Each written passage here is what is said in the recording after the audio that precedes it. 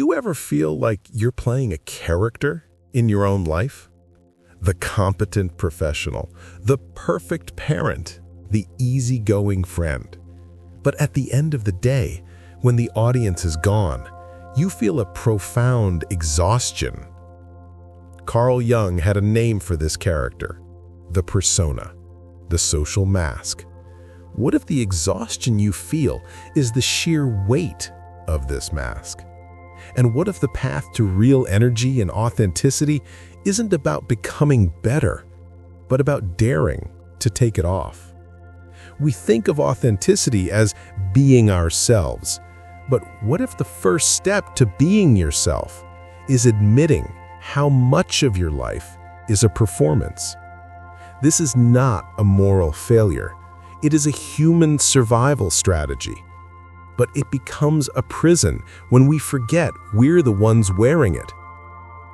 This video is an invitation to acknowledge the weight you have been carrying, to understand the hidden price you had been paying for your own success, and to begin the quiet, courageous journey of reclaiming the person behind the mask. This is a core part of shadow work. It is the process of seeing what we have hidden in order to be accepted. It is the journey of coming home to all of who you are, not just the parts the world applauds. The mask you wear was your first act of survival. Before you dismiss it as fake or inauthentic, remember the child you once were. A child learning the complex, unspoken rules of the world. You learned very quickly what parts of you were celebrated and what parts of you were not. You learned that being quiet earned you praise, so you put on the mask of the good child. You learned that being strong meant you didn't cry, so you put on the mask of the tough one. You learned that being helpful made you feel loved, so you put on the mask of the helper. Carl Jung gave this necessary, brilliant creation a name: the persona. From the Latin word for the mask worn by actors in ancient theater, it is the interface between your private inner world and the demanding outer world. It is the uniform you wear to your job, the social etiquette you follow at a dinner party, the patient tone you use with your children even when you are exhausted. The persona is not bad. Let me say that again. The persona is not inherently bad. It is a vital tool for social cohesion. It allows us to collaborate, to coexist, to function in a complex society. The doctor's persona of calm competence is what allows us to trust them in a crisis. The manager's persona of structured authority is what keeps a team focused. The parent's persona of being the safe, stable center is what gives a child security. We all need a mask. To live in the world without one is to walk into a storm without a coat. So if the mask is necessary, why does it feel so heavy? Why does it lead to that profound exhaustion we spoke of? The problem is not in the wearing of the mask. The problem is in the forgetting.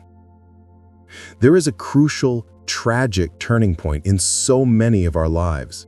The moment we forget we are the actor and start to believe we are the role. The moment the mask fuses to the skin. The moment it becomes our face. This is the danger Jung warned of, the danger of over-identification. Let me tell you about a woman I worked with, Jessica, a 42-year-old high school English teacher. Her persona was the inspiring educator, and she was brilliant at it. Her classes were legendary, students loved her, parents adored her. She stayed late to help struggling kids. She ran the school's literary magazine. Her mask was flawless, woven from genuine passion and a deep sense of duty. But she came to me because she was living in a state of quiet terror. She was exhausted to the bone. She had lost all interest in her own hobbies, and she confessed her deepest fear, a fear so many of us share. She was terrified of being found out. Found out as what? I asked. She couldn't name it. Just not as good as they all think I am, she whispered. I feel like a fraud. This is the first great price of over-identification, the birth of the imposter syndrome. When you believe you are the mask of perfection, any sign of your own messy, flawed humanity feels like a catastrophic failure, a betrayal of the character you are supposed to be.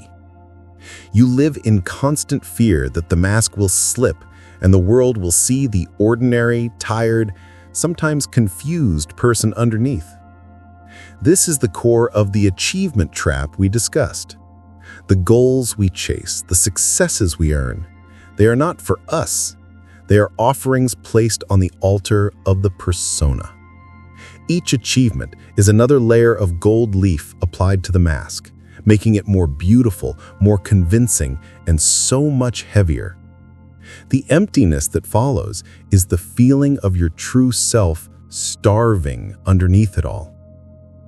The signs of over-identification are subtle at first, then they become your entire reality. It begins with that chronic exhaustion from social interaction. You come home from a party where you were the life and soul, and you collapse, feeling a profound drain you cannot explain. That drain is the energy it took to hold the mask in place. Then comes the nagging feeling of being a fraud that Jessica described, a sense that your success is unearned, that you are just one mistake away from being exposed. Then a slow, sad fading of your own genuine interests. The hobbies you once loved purely for yourself begin to feel like a waste of time because they don't serve the mask. They don't add to the resume of the character you are playing. This is the heart of the matter. When we over-identify with the persona, we begin making life choices to please the audience of the mask, not to nourish the soul underneath. We choose the career that looks impressive, not the one that feels meaningful. We stay in the relationship that is socially acceptable, not the one that allows us to be our true selves. Our life becomes a grand, beautiful, and hollow performance. But this performance has a cost far greater than just exhaustion. To maintain a mask of perfection, of niceness, of strength, what must we do with everything that doesn't fit? What happens to our anger, our vulnerability, our sadness, our weirdness? They do not simply disappear. They are exiled. They are pushed down into the basement of the psyche, a dark, forgotten place that Jung called the shadow. And the energy it takes to keep that basement door locked is the source of our deepest depletion. It is the heaviest price of all. We have spoken of exhaustion, but exhaustion is just a symptom. The disease is a massive, unconscious hemorrhage of your life force. When you live your life through a heavy persona, you are not just tired, you are making a terrible trade every single day. You are trading your soul's currency for the world's approval. And the bill is coming due. Let's look with unflinching honesty at the specific price you are paying. There are 4 core sacrifices, 4 things that die when the mask becomes the face. The first is the loss of vitality. Think about the energy it takes to lie. Even a small, white lie requires a certain mental effort to maintain. Now, imagine that your entire public existence is a form of a lie, a performance. Every smile when you are angry, every yes when your soul is screaming no, every nod of agreement when you violently disagree. It requires a constant, massive expenditure of psychic energy just to keep the character consistent, to police your own thoughts, to monitor your own reactions. This is why you're so tired. Your vitality is not being used to live, it is being used to pretend. The second sacrifice is the loss of intimacy.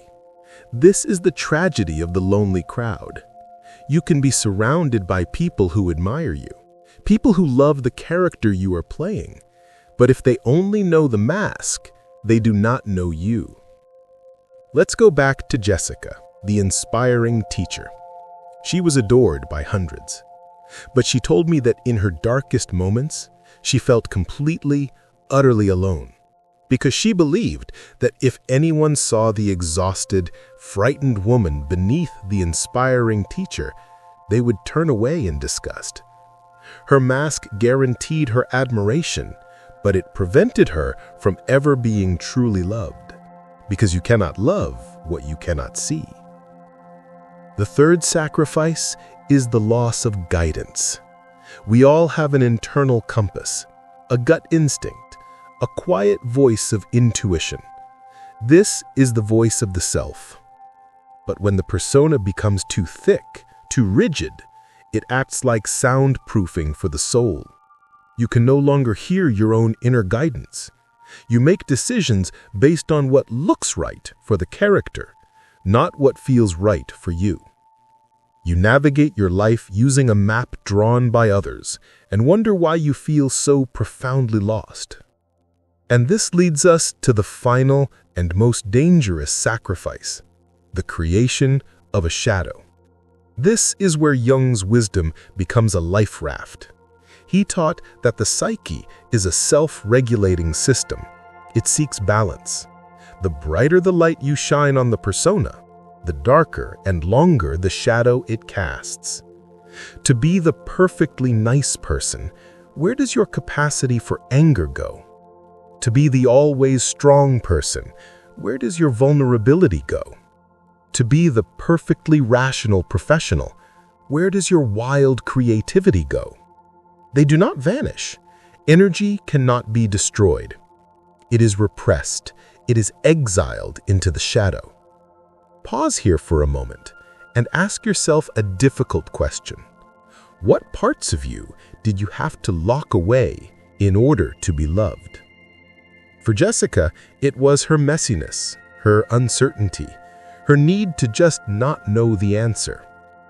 By exiling these human parts of herself, she turned them into enemies. Her shadow became a storehouse of unlived life. And the more she tried to be perfect, the more powerful and explosive her shadow became. This is why the kindest people sometimes have sudden, shocking outbursts of rage. It is not a flaw in their character. It is the shadow finally breaking down the door of the basement. It is the psyche's desperate attempt to restore balance. So, the situation is this. You are exhausted from holding up the mask. You are lonely because no one sees the real you. You are lost because you cannot hear your own soul. And you are sitting on a psychological volcano of your own repressed nature. This is not a sustainable way to live. It is a slow, spiritual suicide. But here's the good news, the radical, life-altering news. The shadow is not just a place of darkness. As Jung said, it is also the source of our creativity, our passion, and our truest power. The gold is hidden in the dark. The exhaustion you feel is not the end. It is a signal that the time for performing is over, and the time for integration has begun. The solution is not to throw away the mask and run naked into the world. That is not safe and it is not practical. The solution is to change your relationship with the mask, to move from unconscious slavery to conscious mastery, to learn how to take it off, to let your face breathe, and to begin the delicate work of inviting the exiles back home. How do we begin? Not with a sledgehammer, but with a mirror. The journey of unmasking is not an act of destruction. It is an act of archaeology, a slow, patient, and deeply compassionate digging to uncover the beautiful, authentic face that has been buried for so long. This is not about destroying the persona. It is about creating a healthier, more flexible relationship with it. It is about remembering that you are the one in charge. You are the wearer of the mask, not the mask itself. So how do we begin this delicate, sacred work? We do not begin by storming the stage and ripping the mask off. That is an act of the ego, another form of violence against the self.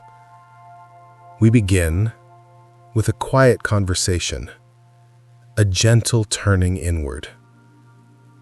The first practice is what I call the mask audit. This is a private, sacred appointment with yourself, a journaling practice. Find a quiet moment, a cup of tea, a closed door, and ask yourself a simple, profound question. Who am I when no one is watching? What do I do purely for myself with no audience? What thoughts do I think that I never say out loud? What secret, unproductive joys do I have? What music do I listen to when I am alone in the car? This is not an interrogation. It is an introduction. You are simply making contact with the person who lives behind the public face, the person who has been patiently waiting for you to come home. Let's think about Jessica, the teacher. Her first mask audit was just a few words. I think I like silly, pointless fantasy novels, the ones I tell people are guilty pleasures. I like to just sit and watch the birds outside my window, even if I should be grading papers. These were the first whispers of her true self. Small, simple, but real. The second practice follows from this. It is the art of small acts of authenticity. You do not need to make a grand confession on a public stage. That is terrifying and often unwise. Instead, you practice revealing a small, genuine part of yourself in a safe, trusted relationship. Perhaps it is sharing a small vulnerability with a close friend. I know I seem like I have it all together, but honestly, I'm feeling really overwhelmed this week. Perhaps it is expressing a true, gentle opinion instead of the agreeable one. Actually, I'd rather stay in tonight than go to that party. Let me tell you about Mark, a 50-year-old manager I worked with. His persona was the unflappable leader, calm, rational, always in control. His small act of authenticity was terrifying for him. In a team meeting, after a difficult project, instead of giving his usual stoic summary, he paused and said, "I want to be honest. This last month was incredibly stressful for me too. I really appreciate how everyone pulled together." It was a simple sentence, but for Mark, it was a revolution. And the result was not what's feared. His team didn't see him as weak. They saw him as human, and their respect for him deepened. One small crack in the mask let the light of real connection shine through. The final practice is perhaps the most important. It is about creating a sanctuary for your true self. I call it solitude as a sanctuary. We are conditioned to fear being alone, or we see it as time to be more productive. But this practice is different. It is about scheduling non-negotiable time alone, not to do anything, but simply to be. To sit in a room without a screen and just breathe. To go for a walk in nature without a podcast and just listen. This is the time when the mask can finally come off completely, when the face behind it can relax, when the exiled parts of you from the shadow can feel safe enough to emerge from the basement. This practice is not selfish. It is essential. It is how you refill your well. It is how you remember who you are before the world told you who you had to be. These three practices, the mask audit, small acts of authenticity, and solitude as a sanctuary, they are not a quick fix. They are the beginning of a new way of life. A life where you can consciously choose to put on the appropriate persona for a situation. The capable professional at work, the patient parent at home. But you are always aware of and rooted in your true self. This integration is the source of true charisma, of true presence. It is the feeling you get from someone who is solid, comfortable in their own skin. They are not performing. They are simply being. And the mask they wear is no longer a prison. It is a tool, and it is light as a feather. So we arrive not at a destination, but at a new relationship. A relationship with the many masks we wear, and with the quiet, waiting face beneath. We have seen that the persona is not an enemy to be destroyed. It was born of a child's need to survive, to be safe, to be loved, and we can honor its service without remaining its prisoner. The exhaustion you have been feeling, the sense of being a fraud in your own life, these are not signs that you are broken. They are the growing pains of a soul that has outgrown its cage. The journey of integration is a quiet one. It happens in the small moments. The moment you choose to be silent instead of offering an easy, agreeable opinion. The moment you allow a flicker of your true, messy self to be seen by someone you trust. The moment you close the door, shut out the world, and give yourself the gift of your own undivided presence. Each of these moments is a stitch, sewing the mask and the face back into a healthy relationship. A relationship where you are the master, where you can consciously choose which face to show the world, without ever losing contact with the truth of who you are. This is what it means to live an integrated life. It is the source of true charisma, of true presence. It is the feeling you get from someone who is solid, comfortable in their own skin. They are not performing for you. They are simply being with you. And their mask, when they choose to wear it, is as light as a feather, because it is no longer hiding a starving soul. It is simply a tool used in service of a person who knows they are already whole. The great liberation in this work is that the audience no longer holds the power. Their applause is pleasant, but not necessary. Their silence is acceptable because you are no longer empty. You have begun to draw your sense of worth not from their validation, but from the quiet, unshakable wellspring of your own being. This is the slow, courageous turning from the outer world to the inner one. This is not the end of the work. It is the beginning of the quiet work of homecoming. So as we close this exploration, I invite you to one small act of welcome. Identify one mask you wear that feels particularly heavy. The perfect parent, the capable professional, the always happy friend. And for today, just for today, find one small, safe way to let the person behind that mask show through, even if only to yourself, in a quiet moment in the sanctuary of your solitude. Acknowledge them. Welcome them back. But as we begin to take off our own mask, we cannot help but notice the masks of others. We see their highlight reels, their curated successes, and a new, insidious game begins. A game that steals our joy and poisons our progress. A game that Jung understood as one of the great sicknesses of the modern soul.